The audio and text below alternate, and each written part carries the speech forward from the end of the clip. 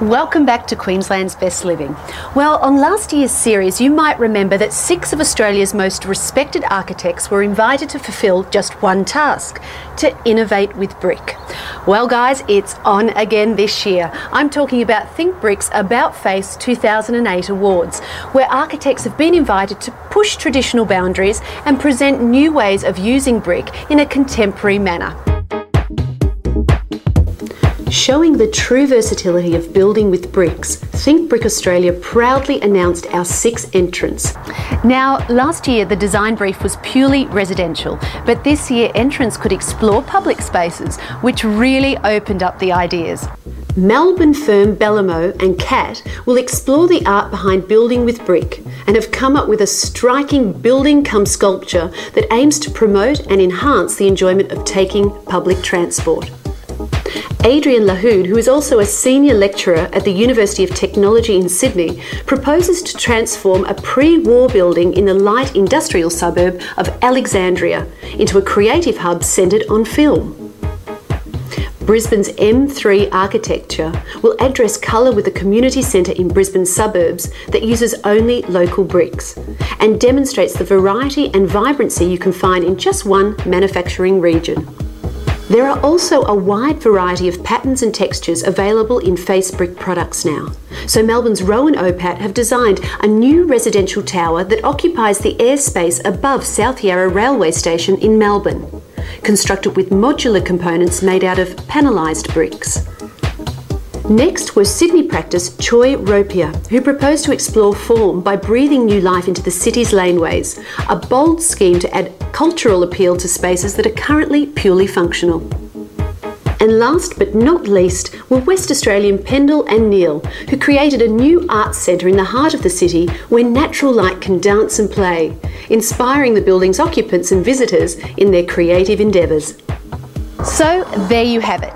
This year's entries will go under the scrutiny of an esteemed architectural jury and also be judged by industry peers. So all you budding architects out there can cast your vote at thinkbrick.com.au.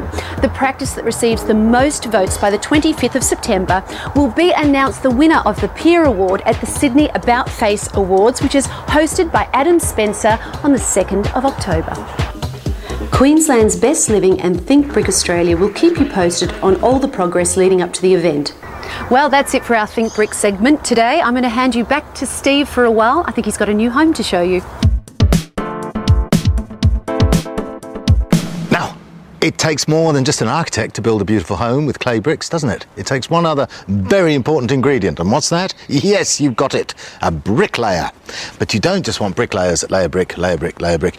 You want artisans, people that can really create wonderful shapes with the bricks they're using. And we've got 2 people on the programme today who have done that for a long, long time. A great duo, Shane Norton and Reezy Rose. Sounds like a double act, but it is a double act. Shane's been doing bricklaying for over 30 years, and the 2 of them are a very unusual couple. Let's go and have a look at what they do.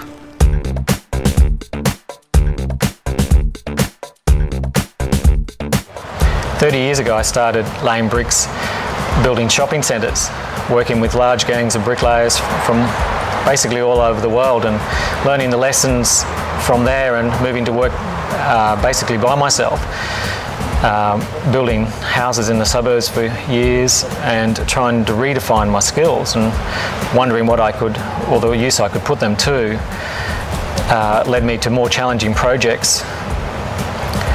I was lucky enough to work with architects who were friends, who gave me the opportunity to try some more complicated brickwork that I was used to, and to really give me the confidence to keep working with them and to achieving what they wanted to achieve.